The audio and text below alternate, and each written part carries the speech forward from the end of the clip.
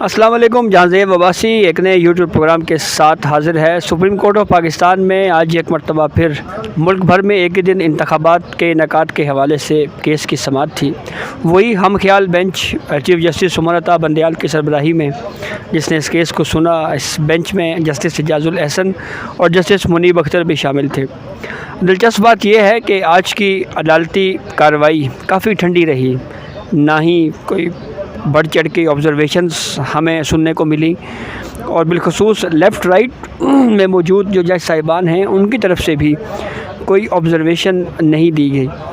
آج کی court proceeding کا مختصر احوال اور پھر تجزیہ طیب بلوچ سے لیتے ہیں۔ اٹارنی جنرل فار پاکستان نے پیش ہو کر سپریم کورٹ کو یہ بتایا کہ مذاکراتی عمل شروع ہوا، اسد کیسر سے بات ہوئی، لیکن پھر اسد کیسر نے یہ کہہ دیا کہ بھائی میں تو ایتھورائزڈ ہی نہیں ہوں، اور پھر میڈیا کے ذریعے پتہ چلا کہ جو ایتھورائزڈ پرسن ہیں پی ٹی آئی کی طرف سے مذاکرات کے لیے وہ شاہ محمود قریشی ہیں۔ ایڈوکیٹ فاروق ایچ نائک نے سپریم کورٹ کے سامنے، جو پاکستان پیپلز پارٹی کی نمائندگی کر رہے تھے، یہ اعتراض اٹھایا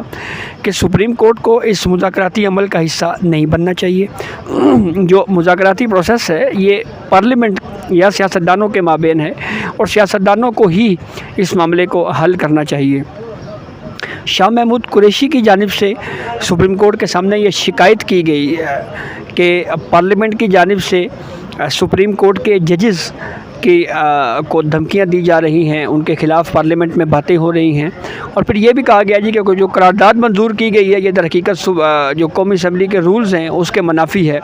اور ہم تو پارلیمنٹ کو اپنا کعبہ سمجھتے ہیں۔ تاہم اس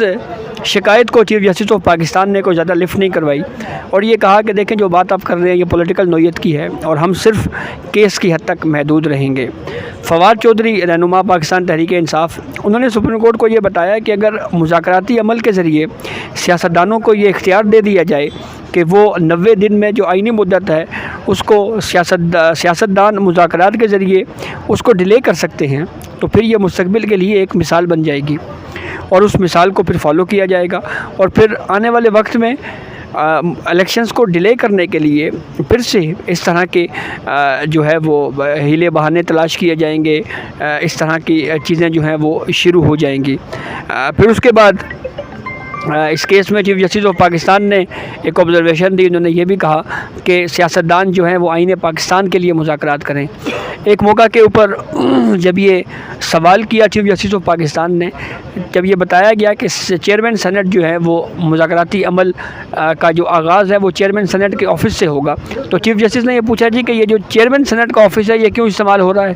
تو اس پہ اٹارنی جنرل فار پاکستان نے یہ بتایا کہ جو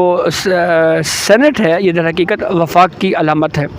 سپریم کورٹ نے یہ کہا جی کہ ہم اس عدالتی جو کارروائی ہے اس کا آرڈر جاری کریں گے، فیصلہ جاری کریں گے، نہ ہی کوئی ٹائم لائن دے رہے ہیں، نہ ہی کوئی حکم دے رہے ہیں، تو نہ ہی کوئی حکم دیا گیا، نہ ہی کوئی ٹائم لائن دی گئی، جو ماضی میں ہوتا رہا، اور یہ کہہ کر جج صاحبان اٹھ کر چلے گئے۔ جو تفصیلی آرڈر آئے گا اس حوالے سے ہم آپ کو نیکسٹ ویڈیو میں ڈیٹیلز آپ سے شیئر کریں گے۔ تو کورٹ پروسیڈنگ کے اوپر تجزیہ لیتے ہیں طیب بلوچ کا۔ تو طیب بلوچ صاحب، سب سے پہلے تو یہ بتائیں کہ آج کی جو عدالتی کارروائی ہے اس میں آپ کو نئی چیز کیا دیکھنے کو ملی؟ دیکھیں، آج کی عدالتی کارروائی کی تو آج ویسے پوری عدالتی کارروائی کچھ انہونی تھی، بہت سارے لوگوں کی خواہشات پہ پانی پھرا، وہ بھی ہم آپ کو بتاتے ہیں۔ لیکن جو آپ نے کہا نئی بات یہ تھی کہ چیف جسٹس عمر عطا بندیال کے ساتھ جو دیگر دو ججز تھے، جسٹس منیب اختر اور جسٹس اعجاز الاحسن، وہ آج کی پوری سماعت اور پوری کارروائی میں ٹوٹل سائلنٹ رہے، خاموش رہے، اور یہ بڑی اچنبے کی بات ہے، اور اس نے ہمیں واقعی ورطہ حیرت میں ڈالا کہ وہ انہوں نے ایک لفظ بھی نہیں بولا۔ اینڈ پہ جا کے اعجاز الاحسن نے ٹی ایل پی کی یا تحریک لبیک پاکستان کی درخواست پہ کہا کہ ٹھیک ہے، ہم آپ کو وقت آئے گا تو ہم آپ کو بھی سن لیں گے، اس کے علاوہ کوئی ایک بات بھی نہیں کی۔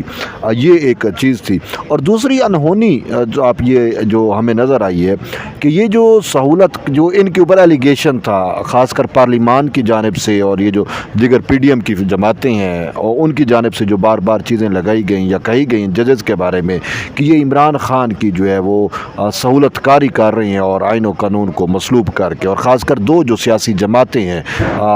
اے این پی اور جمعیت علماء اسلام، انہوں نے ان کے پنچایت کے حکم پر یہ جو مذاکرات اور یہ ساری کہ مل بیٹھ کے کوئی وہ کر لیں، تو اس पूरे प्रोसेस का भी उन्होंने अपने तौर के ऊपर बाइकाट किया और उन्होंने कहा कि ये जजेस चूँकि वाजे हो चुके हैं इमरान खान के सहूलतकार जजेस, तो इस वजह से हमें इनसे इंसाफ की और इस चीज़ की तवक्को नहीं है, तो इस वजह से उन्होंने कहा कि अब इनके पास जाना ही जो है वो वक्त ज़ाय करने के मुतरादिफ है। तो यानी कि जब इनके बारे में ये कंसेप्ट और ये चीज़ें बन चुकी थी तो ऐसी ही सूरत हाल में ख़ुद तहरीक इंसाफ ने अपनी एक्सपेक्टेशन जो है बहुत हाई कर ली थी। अच्छा, आज भी अगर आप देखें प्रोसीडिंग के अंदर शाह महमूद कुरैशी बार बार अदालत को जो है वो फोर्स कर रहे थे या उसको लेके आने की कोशिश कर रहे थे कि जी आप ये तखीरी हरबे हैं, मुज़ाकरात हैं, एक ढोंग है, एक वो है, और असल मामला जो है कुछ ने तो ये कोशिश भी की कि कंटेम्प्ट ऑफ कोर्ट की तरफ बात जाए। बिल्कुल बिल्कुल, वो जो तहरीक इंसाफ ने अपना एक जहन बनाया हुआ था ना कि समात उस सिमत जाएगी कार्रवाई, यानी कि यहाँ तक हमें कल से देख रहे हैं कि यहाँ तक कहा जा रहा था कि आज ही की समात में वज़ीर आज़म जो है वो नाअहल भी हो जाएंगे, तो वो सारी की सारी एक्सपेक्टेशंस पे पानी फिर गया, यानी कि और वो जो एक मामला उठा हुआ था वो झाग की तरह बैठ गया है। तो ये एक अनहोनी हुई है कि चीफ जस्टिस उमर अता बंदियाल वाला ये जो 3 रुकनी बेंच बैठा हुआ था, जिसको जो तहरीक इंसाफ के मुखालिफ पार्टी हैं वो इमरानदार जजेस के नाम से जो है वो अवामी इस्तिलाह उन्होंने इंट्रोड्यूस कराई, तो वो आज जो है वो तहरीक इंसाफ के मौक़िफ़ पे जाने की बजाय बार बार फ़रूक अचनैक को जो है वो बड़ा पेश करने की कोशिश कर रहे थे, क्योंकि फ़रूक अचनैक वो सीनियर भी हैं और अटार्नी जनरल भी उनको ऑन कर रहे थे, और वो PDM और पाकिस्तान पीपल्स पार्टी का एक मौक़िफ़ जो है वो पेश कर रहे थे, और उन्हें वाज़े तौर के ऊपर बार बार यही कह रहे थे कि जी ये जो शाह महमूद कुरैशी ने जिस तरीके से सुप्रीम कोर्ट को तैश देने की बात की कि जो पार्लिमान के जो रूल्स 31 की खिलाफ वर्जी हुई कि सब जुडिस मैटर पे डिस्कशन हुई, और फिर जजेस के कंडक्ट से मुतल्लिक रूल 68 है उसकी खिलाफ वर्जी हुई, तो चीफ जस्टिस ने फिर उसको झाड़ भी पिला दी, एक किस्म की झाड़ कि भाई आप ये सियासी मामलात हैं, आप इन पे क्यों वो कर रहे हैं। तो यूँ